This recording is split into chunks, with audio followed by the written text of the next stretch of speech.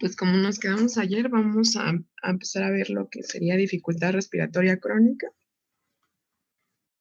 Ok. Y en la dificultad respiratoria crónica es aquella en el cual el curso evolutivo es largo, es decir, no como la aguda, que eran aproximadamente semanas. Esta puede ser hasta años incluso.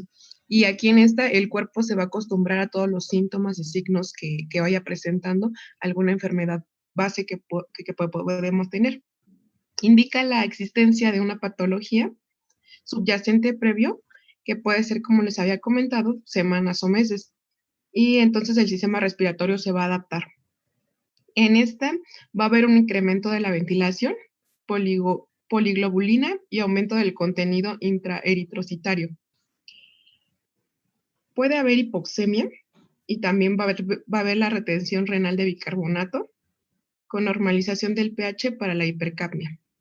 Y como tenemos aquí en la descripción, dice que se insatura de manera más lenta y habitualmente se ponen en marcha mecanismos de compensación, fundamentalmente renales, para corregir las alteraciones que se producen en el equilibrio ácido-básico. ¿Me pasas a la que sigue, por favor?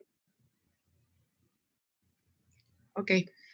Igual que la aguda, vamos a tener muchísimas causas que la desencadenan, y también pues va a ser difícil su diagnóstico como tal, porque no vamos a tener como un cuadro clínico que nos diga esto es insuficiencia respiratoria crónica. La primera causa que podemos tener sería enfermedades que cursan con obstrucción bronquial. En esta vamos a tener como ejemplo que sería el EPOC y la fibrosis quística, entre otras. La segunda causa sería enfermedades pulmonares intersticiales crónicas. En esta vamos a tener la fibrosis pulmonar idiopática, la fibrosis posinflamatoria. Esta puede ser después de que el paciente presenta tuberculosis, y entre otras. La tercera causa, podemos tener neoplasias del sistema respiratorio, primarias y metastásicas. La cuarta causa va a ser deformidad del tórax, y la más frecuente, como se ve en la imagen de su lado derecho, va a ser la cifoescoliosis grave. Otra causa que podemos tener sería obesidad mórbida.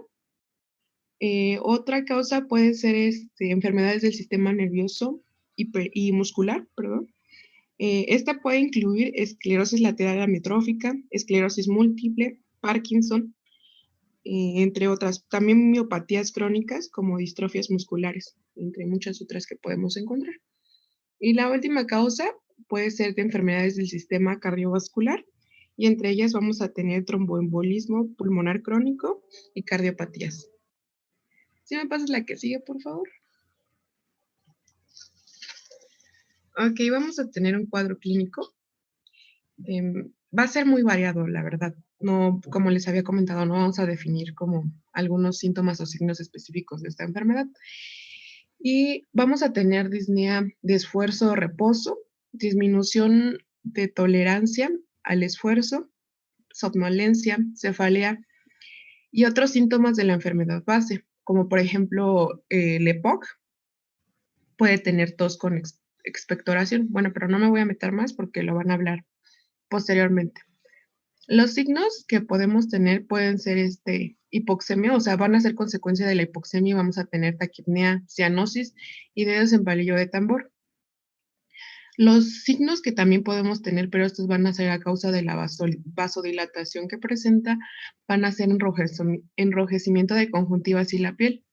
Aquí va a aumentar el trabajo de los músculos respiratorios accesorios, y también podemos tener o se puede ver una hipertrofia de ellos. Y en ambos, tanto signos y síntomas, pues vamos a tener los secundarios de la enfermedad base que se pueda tener el paciente. ¿Me pasa a la que sigue, por favor? Bueno, en cuanto a la dificultad respiratoria crónica agudizada, se denomina así porque sufre descompensación con un empeoramiento rápido del intercambio gaseoso. Como tenemos en la imagen, bueno, en la diapositiva, dice que es aquella que se produce en pacientes que tienen una insuficiencia respiratoria crónica, en el curso de la cual aparece un evento que la descompensa.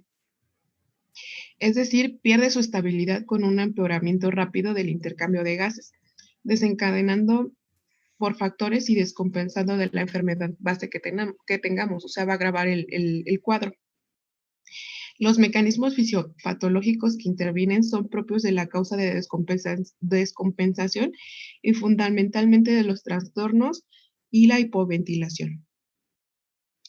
Para que nosotros podamos diagnosticar este tipo de enfermedad, lo más recomendable, como les había comentado en el diagnóstico, es hacer una gasometría arterial, que se va a observar empeoramiento de la hipoxemia y la hipercapnia con un descenso. Lo más característico que vamos a tener en este cuadro va a ser el descenso de pH, que vamos a tener un pH menor de 7.5. Y por lo cual, por esto va a haber una acidez respiratoria aguda sin compensación renal, es decir, vamos a tener un cuadro ya grave. ¿Me pasa a la que sigue, por favor?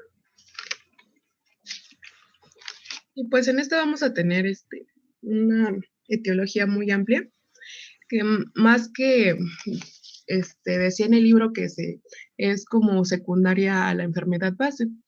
Y vamos a tener un tromboembolismo pulmonar, una disfunción cardíaca, fracturas costales, neumotórax, derrame pleural, obstrucción de las vías aéreas superiores. Podemos tener unas grandes hernias abdominales, una cirugía, un incumplimiento terápico, edema pulmonar, traumatismo, etcétera. Pasa a la que siga, por favor. Las infecciones, ¿no? La causa más común. Sí. Bueno, pues para evidenciar bien este cuadro, voy a tomar de ejemplo el EPOC, pero pues va a ser así como superficial, ¿no? Porque les comenté que el EPOC se va a ver más adelante. Y pues, como un paciente ya puede tener la insuficiencia cardíaca, se va a agravar pues por este cuadro clínico que presente. Y por lo cual decía el artículo que va a aumentar la mortalidad intrahospitalaria de hasta un 30%. Pero esto dependerá del grado de evolución que tenga pues el paciente y que se presente al hospital y el tratamiento que se le dé. Entonces, al inicio, el EPOC no hay hipoxemia. Después aparece la hipoxemia, que puede ser leve o moderada, pero en fases avanzadas aparece la hipoventilación alveolar con hipoxemia e hipercapnia, con un descenso discreto por el aumento de bicarbonato. Y en la fase aguda vamos a tener intensificación de la hipoventilación alveolar, empeoramiento de la presión arterial de oxígeno y presión arterial de dióxido de carbono, y pues lo que vamos a tener como tal va a ser la acidosis. Y los dos mecanismos fisiopatológicos que la van a conducir va a ser el desequilibrio, ventilación-perfusión, que es responsable de la hipoxemia, como lo mencioné, y la hipoventilación alveolar de la hipercapnia. Y me cambias a la que sigue, por favor. Bueno, como tal, un tratamiento de la insuficiencia respiratoria, pues va a depender, ¿no? De qué tan avanzado esté y qué tipo sea, si va a ser aguda, crónica o la que acabamos de ver. Pero más que nada, el artículo decía que tenemos que tener en cuenta una corrección de oxigenación, que la corrección de oxigenación la podemos tener tanto hospitalaria como domiciliaria. Cuando la tenemos domiciliaria, bueno, cuando ya podemos dar nosotros de alta al paciente, va a tener muchos beneficios porque va a disminuir el costo que va a gastar estando hospitalizado. No puede contraer una enfermedad estando hospitalizado y pues puede estar en su casa libremente, ¿no? Y de hecho su cuadro lo puede mejorar mucho más rápido. Y lo más importante es que tenemos que dar un tratamiento de la enfermedad base. Por eso es importante que nosotros conozcamos la etiología, por qué se está dando este cuadro. Y la corrección de oxígeno tiene que ser inmediatamente administración de oxígeno y tenemos que contar con una vía aérea permeable. Cuando es urgente puede ser de boca a boca, como se ve en la imagen, o podemos utilizar una mascarilla o incluso vamos a poder utilizar una intubación endotraqueal. Esto va a depender, como les comenté, del estado del paciente. Para una corrección de acidosis respiratoria, vamos a poder utilizar la terapia farmacológica, que por lo común es administración de bicarbonato, la ventilación mecánica, y para hacer la ventilación mecánica tiene tres objetivos: mejorar la acidosis respiratoria que presenta el paciente, aliviar el trabajo respiratorio excesivo que está haciendo el paciente y mejorar la hipoxemia. ¿Me pasa a la que sigue, por favor? Sí, pero el bicarbonato es para corregir la acidosis Sí, metabólica, respiratorio. ¿no? Metabólico. Ujú. Sí. Bueno, vamos a tener diferentes sistemas de aporte de oxígeno. Como les había comentado, pues esto va a depender del paciente y del cuadro que tenga el paciente y también del médico que lo esté evaluando. Vamos a tener las de bajo flujo, como ven en la imagen, que son mascarillas simples, mascarillas con reservorio, canula nasal y catéter transtraqueal. Y aquí pues también va a depender de las características. No sé, por ejemplo, una no invasiva o una invasiva, que pues sería el catéter. Y las de alto flujo, vamos a tener las mascarillas Venturi, que ahí la tenemos en la imagen del lado derecho, y también las de túbulo T y collares de traqueotomía, como se ve en la imagen del collar que trae el paciente. Como les digo, esto va a depender de qué tanta oxigenación, bueno, qué tanta oxigenoterapia va a necesitar el paciente, porque el cuadro qué tan grave es lo que tenga.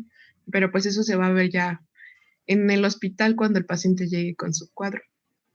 Y Sí, de bueno, hecho, inicialmente se recomienda utilizar ventilación no invasiva, ¿no? Entonces, para eso se ujú, utilizan las mascarillas, ya sea como dicen ahí simple, si tenemos con reservorio o las puntas nasales. Y solamente en caso de que veamos que a pesar de eso no mejora la ventilación, el paciente sigue con datos de insuficiencia respiratoria, entonces se debe plantear la intubación, ¿no?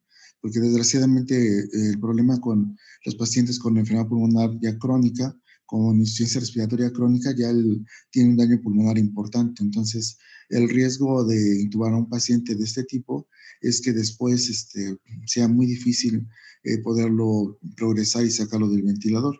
Entonces, muchos de ellos después requieren, como se ve en la imagen, hacerles traqueostomía para poder seguir progresando el apoyo ventilatorio hasta lograrlos extubar. Entonces, inicialmente es manejo no invasivo. Y también se puede utilizar, si por ejemplo en el caso de bronquíticos crónicos, se pueden utilizar nebulizaciones con la idea de mejorar el fluido de secreciones y que el paciente expectore, y al expectorar pues también mejore la ventilación y mejore el intercambio gaseoso, porque muchos de ellos debido a un proceso infeccioso o por problemas de, como se llama, de falla cardíaca, tienen acúmulo de secreciones y eso complica aún más la ventilación. Entonces hay que favorecer también la fisioterapia pulmonar en este tipo de pacientes. Ujú. sí, exacto. Como decía, tenemos que tener una vía aérea permeable para poder darle el tratamiento al paciente. Y de hecho, como si tenemos un caso así como muy grave que no contemos con ninguna de estos, podemos dar por lo mientras respiración de boca a boca. Bueno, el chiste aquí es de que tengamos que el paciente pueda darle ese intercambio de oxígeno. Yes. Y ya eso sería todo de mi parte. ¿Podría regresarle tantito, por favor? A la otra, anterior, la anterior, la anterior, por favor.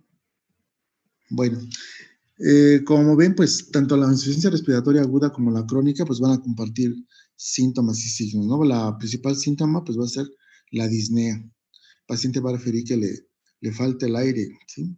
Dependiendo la causa que lo origine, pues va a ser la severidad de la disnea que tenga el paciente. Puede ser de grandes esfuerzos, de medianos esfuerzos o de pequeños esfuerzos.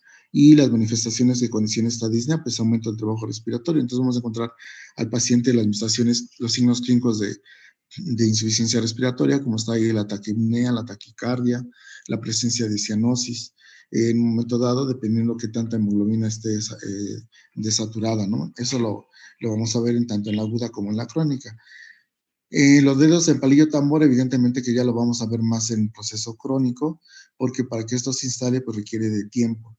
La diferencia una de otra, pues va a ser el tiempo de evolución. Recuerden que en la aguda, pues generalmente se considera menos de un mes de evolución, y en la crónica, pues ya más de 2 meses. Y en ambos, como menciona en la presentación de su compañera, pasa la siguiente. Ah, no, perdón, la anterior. La anterior. Pueden ser tanto problemas propios del pulmón, por ejemplo, el EPOC, como mencionaba su compañera, el enfisema, puede ser por problemas intersticiales, que desde ahí estaría la fibrosis pulmonar, el problema de problemas respiratorios, neoplasias, metástasis, problemas de deformidad de la caja torácica, sobre todo problemas de la columna, la obesidad, que es una patología que afecta mucho el problema de ventilación a largo plazo. Entonces, todas estas pueden condicionarnos problema respiratorio crónico, pero en un momento dado, estas se pueden agudizar si hay algún proceso que la descompense. Porque la causa más común, como mencionaba en la imagen que presentó su compañera, son las causas infecciosas.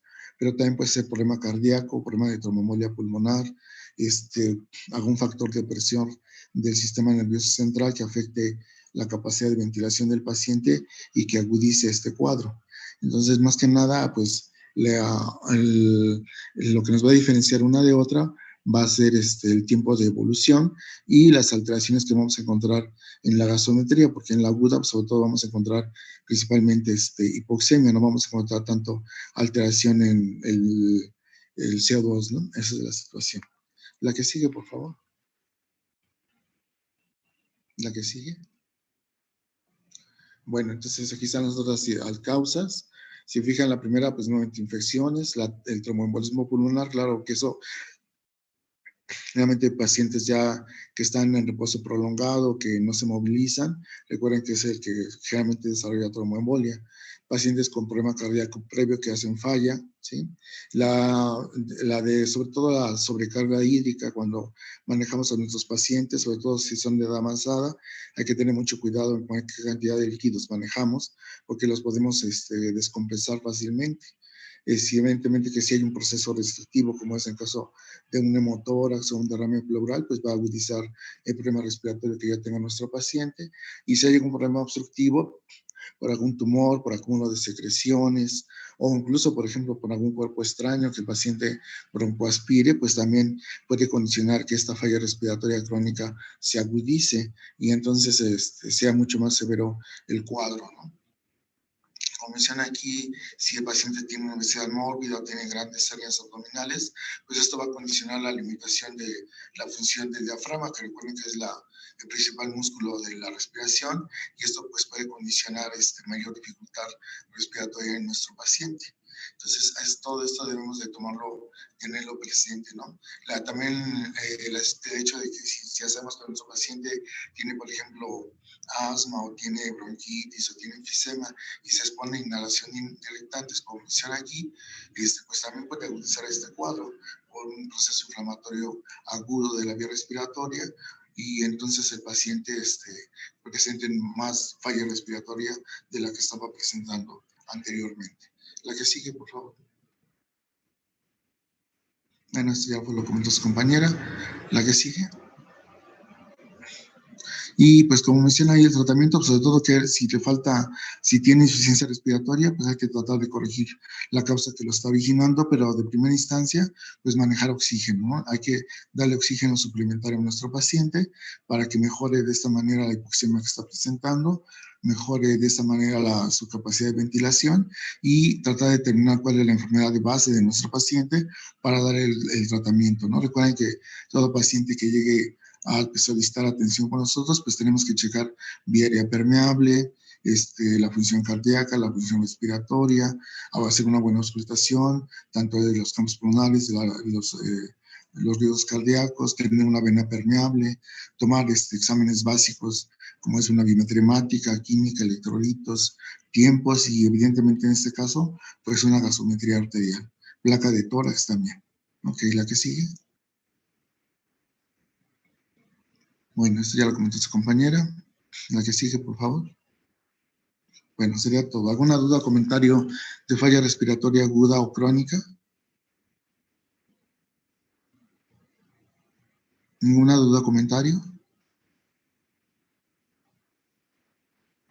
No, doctor. No, doctor, ¿No? gracias.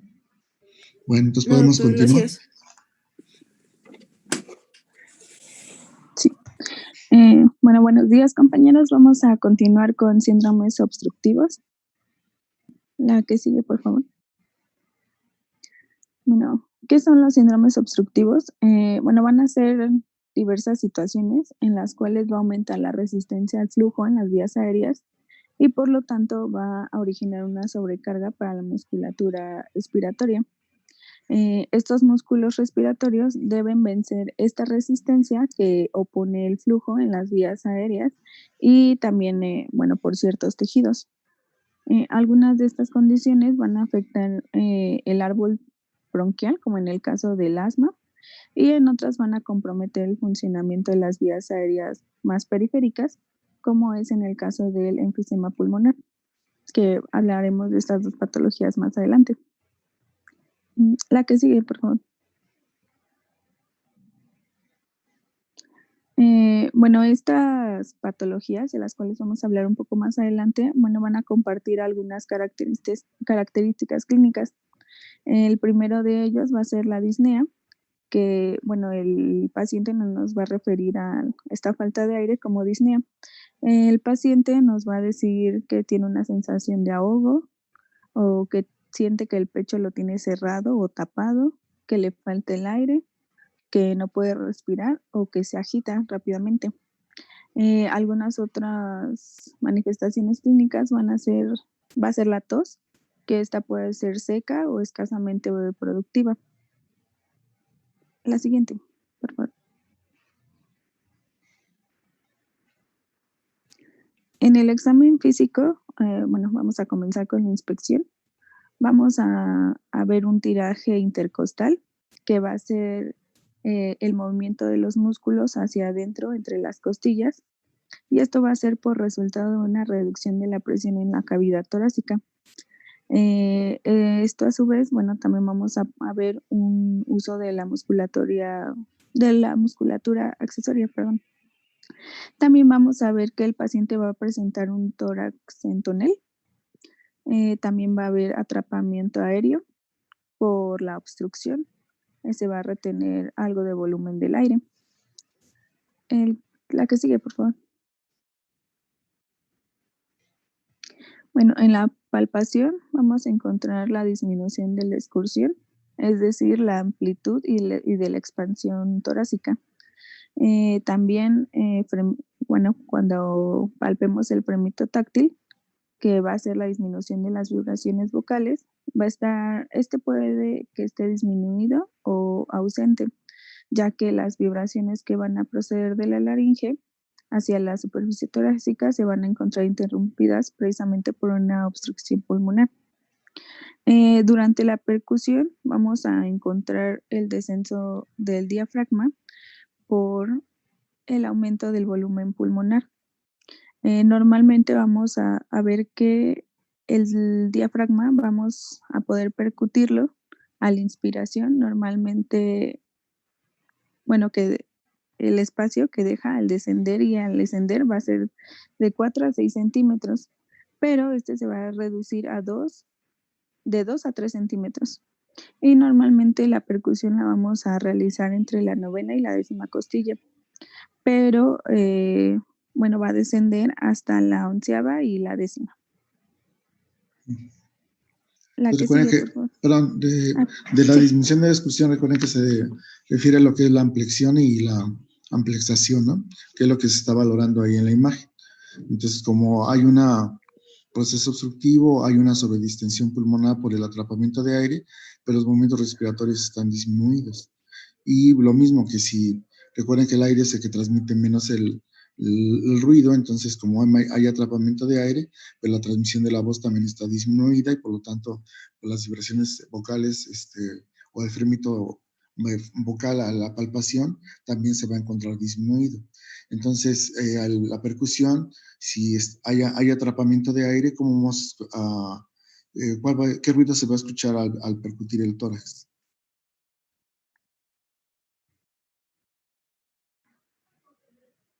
¿Submate? No, si es aire. ¿Timpánico? Pues tendría el timpánico, recuerden que ese es el abdomen, pero pues tendría un tono que se llama de hiperclaridad pulmonar, ¿no? Recuerden que el ruido normal en campos pulmonares es claro pulmonar. En el caso de si hay atrapamiento de aire, se oye mucho más brillante y le llaman de hiperclaridad pulmonar, o algunos autores lo llaman como timpánico. Pero el problema es de que timpánico, recuerden que se utiliza sobre todo en abdomen, ¿no? Sobre todo en cámara gástrica. Entonces, no hay que utilizarlo tanto así, porque si no, luego se presta a confusión, ¿no? Entonces sería de hiperclaridad pulmonar por el atrapamiento de aire. Ahora, aparte de lo que mencionaba su compañera de los tiros intercostales que vamos a encontrar como un dato de insuficiencia respiratoria, pues también puede tener tiros supraesternales, podemos encontrar que el paciente tenga aleteo nasal como dato de insuficiencia respiratoria, aparte pues de la taquipnea que vamos a estar observando en nuestro paciente. Ok, ¿alguna duda o comentario de esto?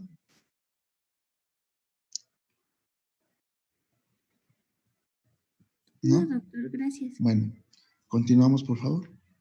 Sí, la que sigue, por favor. Bueno, durante la auscultación vamos a encontrar sibilancias, que bueno, van a ser las de timbre alto, o también podemos encontrar roncus, que va a ser de timbre bajo. Esto pues va a ser generado porque las vías aéreas están estrechadas y este ruido pues se va a generar al paso del aire.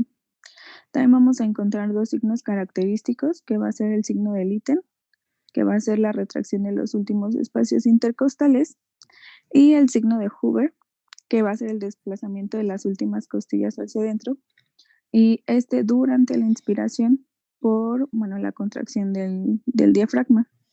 Y por lo tanto, bueno, también vamos a ver una hiperinsuflación pulmonar, como en el caso del enfisema pulmonar. Y bueno, precisamente por eso vamos a encontrar el descenso del diafragma por la acumulación del volumen que causa la obstrucción. De aire. Ajá. Y bueno, para entender estos signos, en la siguiente diapositiva les puse un video para que vean cómo pues se ve el paciente con alguno de estos signos. La que sigue, por favor.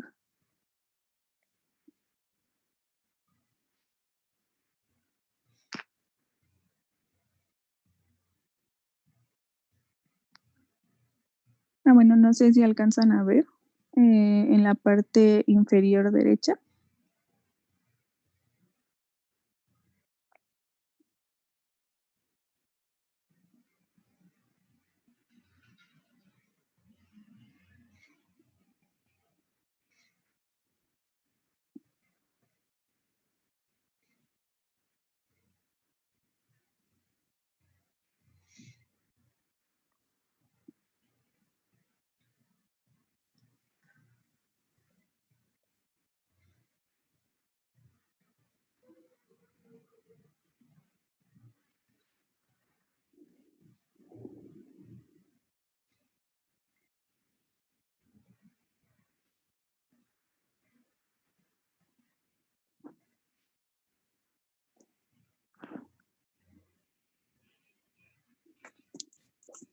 Bueno, de ahí le podrías adelantar al minuto 2:40, por favor. Ahí, perdón. Ahí. Ahí sí, muy bien. Ajá, ahí se observa mejor. Vemos como los músculos intercostales es como, bueno, si los estuvieran jalando hacia adentro. Uh-huh.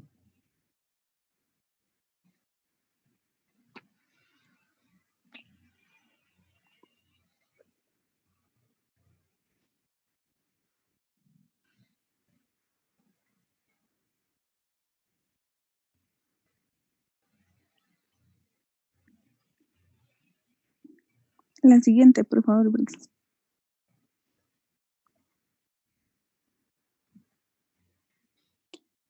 Bueno, van a haber tres tipos de obstrucciones. El primero de ellos va a ser en las vías aéreas superiores, específicamente en la laringe. Y bueno, en este tipo de obstrucción el paciente va a tener la imposibilidad de hablar. También vamos a observar que va a tener un tiraje importante y bueno, una poca expansión pulmonar y roncos inspiratorios, también llamados cornajes. La que sigue, por favor. También vamos a obtener la obstrucción de vía aérea central, es decir, la tráquea.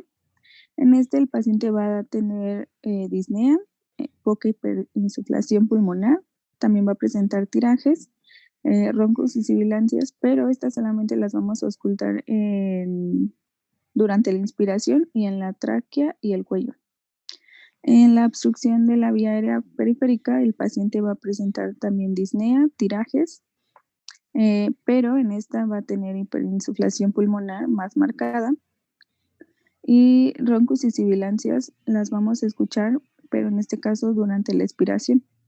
El ejemplo que les pongo aquí, bueno, es el asma bronquial, perdón. Bueno, más adelante voy a abordarlo de mejor manera. La siguiente, por favor. Perdón, en la vía aérea central es donde podemos escuchar lo que recuerda que vimos como estridor laringio, ¿no? Que es una manifestación de un proceso obstructivo en la vía aérea superior. Sí. Bueno, en este cuadro es un cuadro en donde vamos a realizar el diagnóstico diferencial de los distintos síndromes de obstrucción al flujo aéreo. Bueno, nada más le marqué como lo más característico de cada tipo. Por ejemplo, en la obstrucción laringea vamos a encontrar asfixia, la utilización de músculos accesorios, el tiraje intercostal y el cornaje. En el caso del asma bronquial vamos a encontrar principalmente la disnea y sibilancias. En el caso del enfisema pulmonar vamos a encontrar la disnea también, pero también con hiperinsuflación. La que sigue, por favor. Bueno, ahora sí vamos a empezar con el primer síndrome, que va a ser el asma bronquial.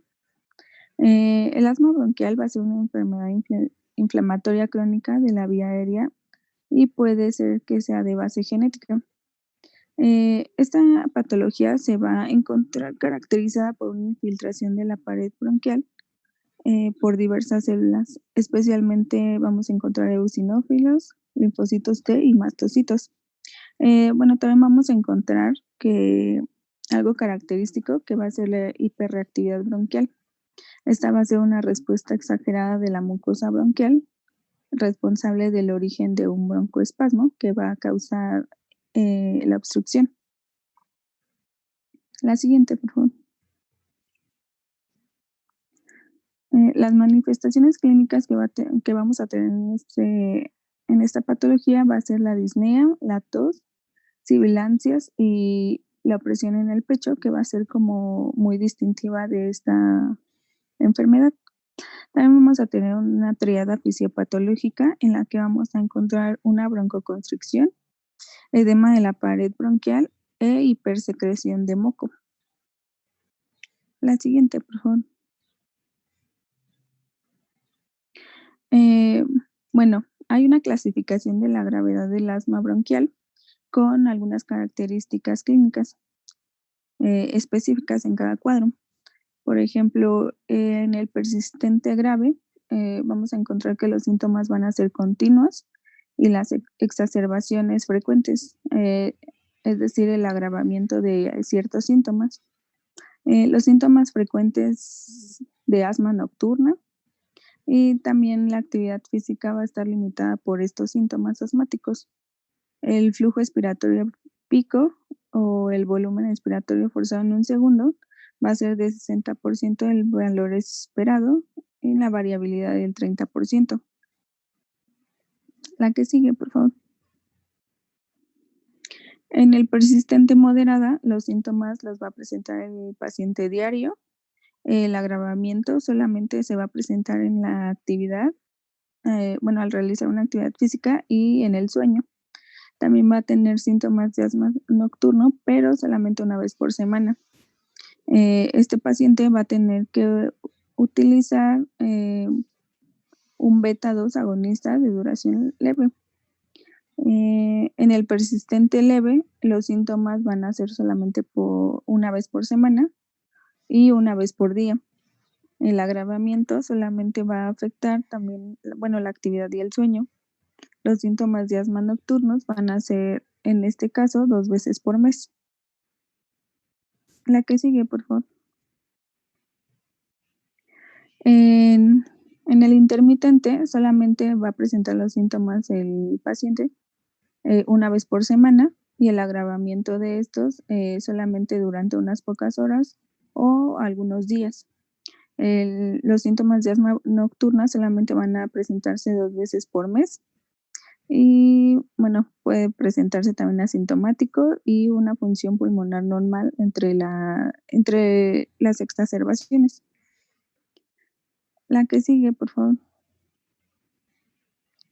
Bueno, estos cuadros se van a presentar por crisis. La mayoría de estas se van a presentar con medidas terapéuticas, como, bueno, puede ser el salbutamol. Pero, bueno, en algunos casos también puede ser mortal si no se trata a tiempo la crisis. Hay unos signos específicos de gravedad que va a presentar el paciente en estos cuadros de crisis, que van a ser la imposibilidad de hablar, taquicardia mayor a 120 latidos por minuto, la taquipnea mayor a 30 respiraciones por minuto. También va a presentar el paciente diaforesis, sibilancias intensas y respiración paradójica. La que sigue, por favor. Bueno, en cuanto a la regresa, por favor. En cuanto a las sibilancias, hay pacientes en los cuales ustedes van a llegar a ver que el paciente está, bueno, ya se conoce asmático, ¿verdad? Está con taquicardia, está con taquipnea, con tiros intercostales, el aleteo nasal, todos datos de falla respiratoria. Y a la auscultación, puede ser que tenga un broncoespasmo tan severo que casi no se oye el ruido respiratorio en los campos pulmonares, pero si ustedes auscultan cuello, van a escuchar la presencia de las sibilancias, ¿sí? Muy intensas. Entonces, es algo que deben de tomar en cuenta, porque si hay pacientes en los cuales el broncoespasmo es tan serio y la vía aérea está tan cerrada que en campos pulmonares no se ausculta este signo, entonces, y nos hace dudar sobre el diagnóstico, pero si ustedes escuchan cuello, ahí es donde van a poder escuchar la presencia de sibilancias. Y la respiración paradójica, pues se refiere a que, recuerden ustedes que en toda inspiración, pues hay expansión del tórax, pero en el caso de la respiración paradójica, en lugar de haber expansión va a haber retracción. Pero esto lo veríamos sobre todo si hay fracturas costales principalmente. La que sigue, por favor.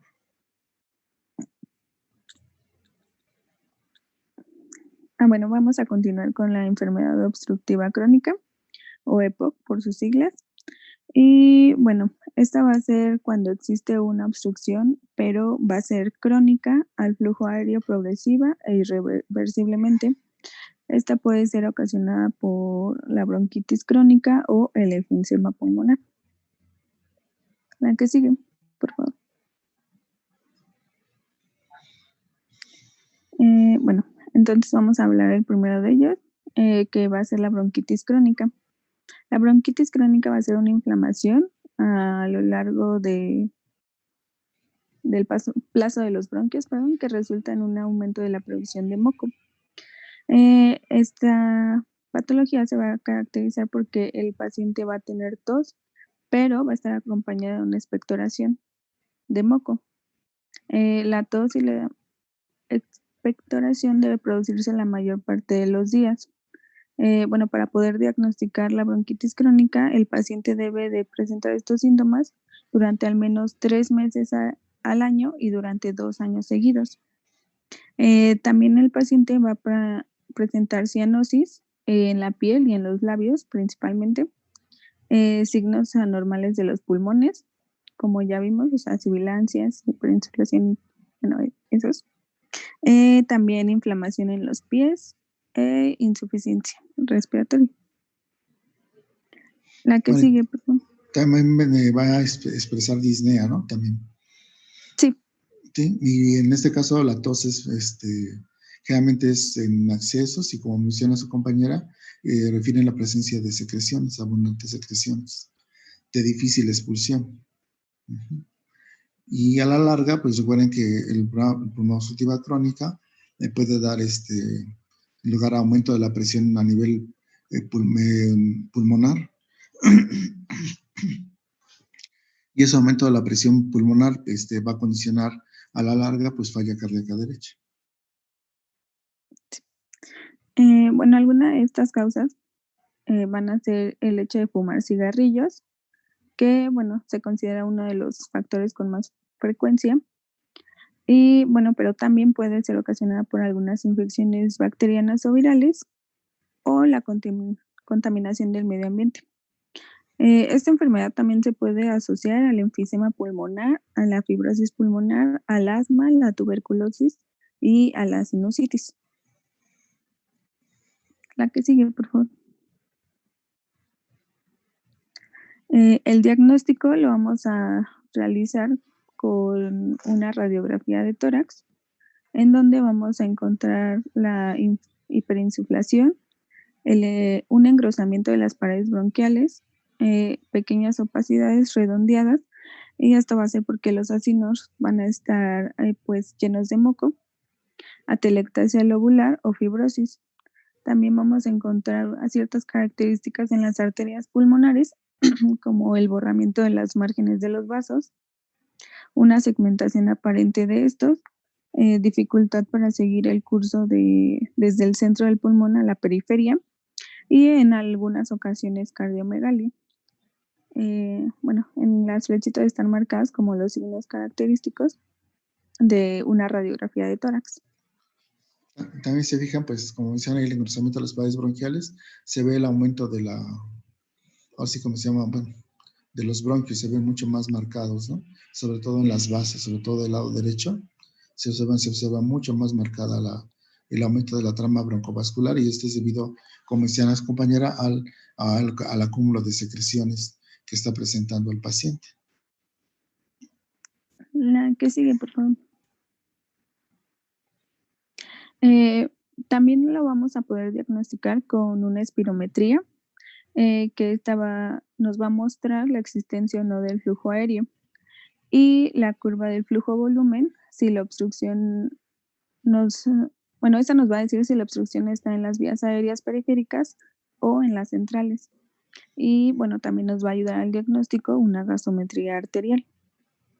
El tratamiento puede ser que sean medicamentos orales, broncodilatadores inhalados, también nos va a ayudar la suplementación del oxígeno o una cirugía de reducción para eliminar una zona de pulmón dañada, o bueno, en casos más graves, un trasplante de pulmón. La que sigue, por favor. Bueno, ¿puedes regresar a la anterior? La anterior, por favor. La anterior también. No, la otra. Bueno, entonces, aquí el paciente va a tener lo que se conoce como, va a tener cianosis, ¿sí? Por eso es el color azulado que se observa en piel y labios. Ese que se conoce, este paciente se conoce como soplador azulado, debido a la presencia de cianosis. Generalmente el paciente tiene el estosedo crónico, tiene abundante expectoración. Este cuadro se exacerba pues, con los cambios bruscos de temperatura o la exposición a algunas sustancias inhaladas, por ejemplo, el polvo, en un momento dado a veces hasta los cambios de clima o de la primavera, que es cuando hay más polen, se exacerba este cuadro. Así, por ejemplo, están limpiando la casa, están sacudiendo, todo ese polvo exacerba los datos de falla respiratoria, entonces el paciente tiene que evitar esta situación. Y como menciona, este paciente es el que también puede tener los datos de tórax centonel, como ha mencionado su compañera. Vamos además tener la presencia de datos el edema de extremidades inferiores como una manifestación de la insuficiencia cardíaca que puede presentar este paciente debido al aumento de la presión pulmonar que presenta debido al proceso obstructivo crónico que está presentando nuestro paciente. Entonces puede tener edema, puede tener paciente también plétora yugular, podemos encontrar la presencia en este tipo de pacientes incluso de datos de derrame pleural. Entonces es lo más característico. Generalmente son pacientes que cursan con aumento de peso. Entonces es el paciente clásico del bronquítico crónico, el soplador azulado. La que sigue, por favor. Bueno, la causa más común, como menciona, pues ahí pues, el tabaquismo, que causa daño, causa un proceso inflamatorio a nivel de la mucosa bronquial, y recuerden, como decía su compañera, pues va a haber un incremento en la Va a haber edema de la pared, va a haber broncoespasmo y va a haber aumento en la producción de moco. Claro que este paciente aparte puede tener que tener un proceso infeccioso agregado o como decían ahí las situaciones de contaminación del medio ambiente que exacerben este cuadro, ¿no? Y que dé origen a una agudización del problema de falla respiratoria. Y como ven, pues se puede asociar también a enfisema, aunque generalmente es un comportamiento diferente, a un daño pulmonar previo, por ejemplo, en el caso de tuberculosis, de que tenga el paciente fibrosis pulmonar. Anteriormente se incluía el asma dentro de bronquitis crónica, pero actualmente ya, digo de POC, actualmente ya no, porque como decía la definición es un proceso obstructivo irreversible, y en el caso del asma es reversible, por eso ya no se considera dentro del EPOC. La que sigue, por favor. Bueno, y la placa de tórax, pues ya con las manifestaciones los datos que menciona ahí su compañera, recuerda que la hipersuflación se va a observar por el ensanchamiento de los espacios intercostales, los cuales van a tender a estar horizontalizados. Podemos también ver el aplanamiento de los semidiafragmas como una manifestación de esta hiperinsuflación, la trama bronquial mucho más marcada debido al acúmulo de secreciones que está presentando el paciente. También podemos ver que las arterias pulmonares se vuelven mucho más tortuosas, mucho más marcadas debido al aumento de la presión pulmonar que está presentando nuestro paciente, y podemos encontrar la presencia o no de cardiomegalia dependiendo de qué tan severo sea el cuadro, qué tanto tiempo de evolución tenga el cuadro del paciente. Si ya es un problema pues, de mucho tiempo de evolución, pues ya va a tener cuerpo pulmonar, y entonces vamos a encontrar que el paciente va a tener cardiomegalia, sobre todo dispensas de cavidades derechas. ¿A que sigue? Ya, por favor. Como tratamiento, como confirmación diagnóstica, pues evidentemente que la espirometría es la que nos va a dar el diagnóstico más definido. Si fijan en la curva normal, vean cómo alcanza un cenit cuando se alcanza la fracción inspirada de oxígeno y se mantiene, y en el caso de que un proceso obstructivo, esta curva desciende, y esto es debido al problema de obstrucción que está presentando nuestro paciente. También la gasometría arterial, pues como se ha mencionado, nos va a hablar de qué tan severa es la hipoxemia que está presentando el paciente, la alteración de la concentración de CO2. Y en cuanto a los medicamentos, podemos utilizar, generalmente se utilizan broncodilatadores, para mejorar la ventilación. Podemos utilizar salbutamol, ipatropio, un momento dado beclometasona o algunos otros combinados.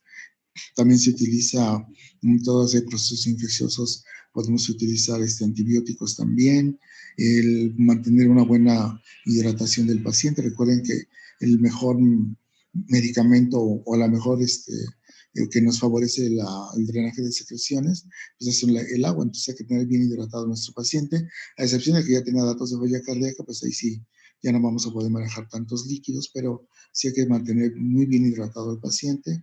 La fisioterapia pulmonar es muy importante para favorecer el drenaje de secreciones, y evidentemente pues el aporte de oxígeno suplementario siempre y cuando pues lo requiera nuestro paciente. Y ya casos pues más severos en los que el daño pulmonar es mucho más severo, pues evidentemente que la única opción es pues trasplante de pulmón. Lo de la cirugía de reducción para eliminar una zona en el pulmón, sobre todo se utilizaba, por ejemplo, pues en caso de tuberculosis o en el caso de que haya una neoplasia, ¿no? Aunque pues eso también puede tener consecuencias debido a que pues se restringe el área de intercambio gaseoso que está presentando nuestro paciente. ¿Alguna duda o comentario de esta? ¿De bronquitis crónica? ¿Ninguna duda o comentario? No, doctor, gracias. ¿No? No, doc, gracias. Ok, son 8:23. ¿Podemos continuar? Sí, doctor. Ok. Bueno, vamos a continuar con el enfisema pulmonar. Esta, igual que la bronquitis, va a ser una condición crónica en la que los alvéolos pueden estar destruidos, estrechados, colapsados, dilatados o en algunos casos demasiado inflados. En esta patología el paciente va a tener dificultad al respirar y tos. Estos van a ser los principales signos y síntomas. pero también puede presentar algunos otros como la fatiga, la ansiedad, problemas al dormir, problemas cardíacos, pérdida de peso y en algunos pacientes van a cursar también por un cuadro de depresión. La que sigue, por favor. Las causas que van a provocar esta enfermedad van a ser el fumar, el tabaco, que se considera como la principal causa. Bueno, en realidad para el EPOC, es decir, para la bronquitis y para el enfisema. También para la exposición al aire contaminado, gases y polvos irritantes en el lugar de trabajo, por ejemplo, en la minería, en la carpintería, los pintores puede que presenten alguna de estas patologías. Bueno, también encontré que puede ser en una forma rara, puede ser hereditaria, que está relacionado con la deficiencia de antitripsina alfa 1. Y bueno, en este caso el paciente va a presentar enfisema pulmonar de aparición prematura. Pero bueno, estos son casos aislados. Otra de las causas también pueden ser infecciones. Y bueno, por ejemplo, si durante la infancia se han presentado diferentes cuadros de infecciones pulmonares, bueno, el paciente va a estar más predispuesto a desarrollar una enfermedad pulmonar obstructiva crónica. Bueno, de que sea tan rara la deficiencia de alfa-1 antitripsina, realmente no lo es tanto. De hecho, pues se considera que esa es la diferencia que condiciona que un paciente, por ejemplo, que sea fumador crónico, desarrolle bronquitis o enfisema, porque recuerde que la alfa-1 antitripsina favorece la formación de surfactante, ¿no? Entonces, sí. Si hay deficiencia de esta, pues hay alteración en la producción del surfactante y eso favorece el daño a nivel alveolar y por lo tanto que se presente el enfisema. Si no hay esta deficiencia de alfa-1 antitripsina, el paciente que es fumador crónico o que tiene exposición a aire contaminado y polvos irritantes y todo, pues no va a desarrollar enfisema, sino va a desarrollar más que nada bronquitis crónica. Entonces sí es importante tenerlo en cuenta. La que sigue, por favor. Para su diagnóstico también vamos a utilizar una radiografía de tórax, pero bueno, en este caso vamos a ver el aumento del diámetro vertical, la horizontalización de los diafragmas, y bueno, esto va a ser por el atrapamiento aéreo. También vamos a encontrar el corazón en gota, pérdida de vasculatura pulmonar, particularmente apical. Vean, la placa es completamente diferente a la del bronquítico crónico, ¿no? Vean cómo incluso los espacios intercostales, los arcos costales casi no se observan, sí están borrados y los espacios intercostales están bien horizontalizados y es mucho más marcada la horizontalización de los semidiafragmas y pues está lo del signo del corazón en gota, ¿no? Que se ve alargado debido a la hiperinsuflación. Este paciente evidentemente que si le viéramos a exploración, pues física, tendría el clásico tórax en tonel, ¿no?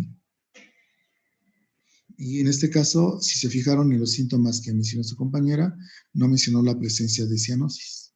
Es más que nada tos y disnea, y tampoco refirió expectoración. Generalmente los pacientes enfisematosos casi no expectoran, o si llegan a expectorar, es una expectoración muy escasa. La que sigue, por favor.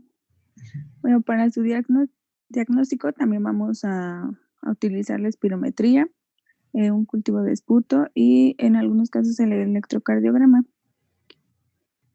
Bueno, aquí puse otra radiografía, en donde también podemos ver la silueta cardíaca aplanada y estrechada, el diafragma más abajo y aplanado y una hiperinsuflación que la vamos a observar como una mayor radiolucidez. Okay. La que sigue, por favor. El tratamiento va a implicar, bueno, que le digamos al paciente que tiene que dejar de fumar algunos antibióticos porque, bueno, los pacientes están más propensos a contraer una infección bacteriana, algunos broncodilatadores, también vacunas precisamente por lo mismo de los antibióticos que algunas infecciones pueden empeorar los síntomas del enfisema. Entonces se recomienda vacunas contra el neumococo o la gripe para prevenir estas infecciones. También algunos ejercicios respiratorios para fortalecer los músculos que se utilizan durante la respiración. Algunos pacientes también van a tener la necesidad de suplementación de oxígeno, el soporte nutricional, porque, bueno, como ya lo había mencionado, uno de los síntomas es la pérdida de peso. La cirugía también para la reducción o eliminación de una zona de pulmón dañada y en ciertos casos el trasplante de pulmón. La que sigue, por favor. Entonces, este cuadro es para hacer un diagnóstico diferencial entre el enfisema y la bronquitis crónica. Aquí también nada más les marqué como los signos y síntomas más representativos de cada patología. Por ejemplo, en el enfisema vamos a tener que un síntoma predominante va a ser la disnea. También vamos a encontrar un tórax en tonel. Los ruidos respiratorios van a estar disminuidos. El diafragma, como lo veíamos en la placa, va a estar aplanado. En el caso de la bronquitis crónica, la tos va a ser un síntoma predominante. La expectoración va a ser abundante. Las sibilancias también vamos a encontrarlas frecuentes. La cianosis va a estar presente. La presión de oxígeno va a ser notablemente disminuida. Lo contrario a la PCO2, que va a estar aumentada. La que sigue, por favor. Ya para terminar, les puse un cuadro como para diferenciar y también saber los signos y síntomas más característicos de cada patología. En el asma vamos a encontrar principalmente disnea, tos y sibilancia. En la bronquitis crónica, tos y expectoración. Y en el caso del enfisema pulmonar, disnea y tos. Ok. ¿Alguna duda o comentario de lo que se vio ahorita? ¿No? ¿Ninguna duda o comentario? No, creo que no. Bueno, son 8:30. ¿Podemos continuar o vemos mañana esto? Es un poco largo también, síntomas restrictivos, doctor, no sé. Bueno, si no, lo veríamos mañana. En la tarde no tienen tiempo hoy, ¿no?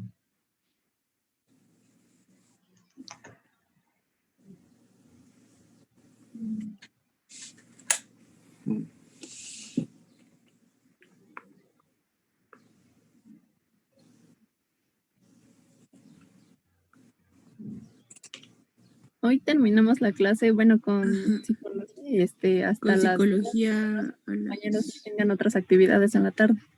Bueno, pues entonces continuamos mañana entonces. Ok, mañana nos vemos entonces. Sí, 7:30, por favor. Sí, doctor. Gracias.